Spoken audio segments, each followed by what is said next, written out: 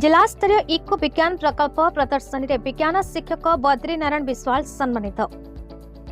नवरंगपुर जिला स्थित ताराका पंचायत उच्च विद्यालय अनुष्ठित होइथिबा इको एक्जिबिशन विज्ञान मेला जिला शिक्षा अधिकारी श्रीयुक्त छत्रपति साहू, उन्नीत उच्च विद्यालय माछी धुनर बसंत चंडाल, मदन मुरिया और बद्रीनारायण विश्वाल को संबर्धित करथिले।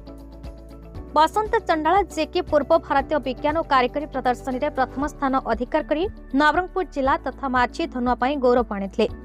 से कृषक मानकु सहाय्य करबा पई एक सरल चासी उपकरण तैयारी करी कृषक मानक पई कृषकर साथी पलटिछंती।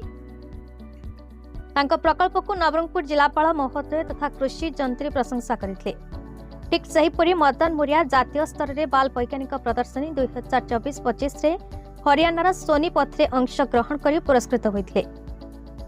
नवरंगपुर अनुन्नत अंचल छत्तीसगढ़ सीमावर्ती अंचल छात्रद्वय नवरंगपुर जिला को शीर्ष रे पहुंचाइछन्ते।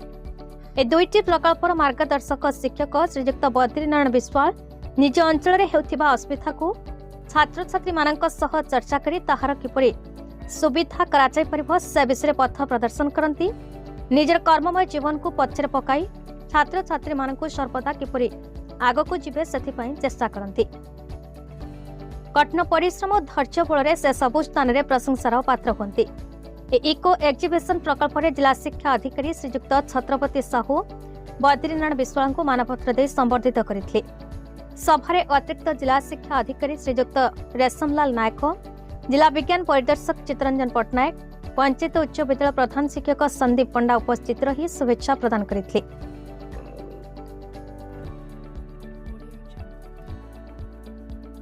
नवरंगपुर जिला कोषा गोमड़ारू दयाराम पनका रिपोर्ट, भारत न्यूज।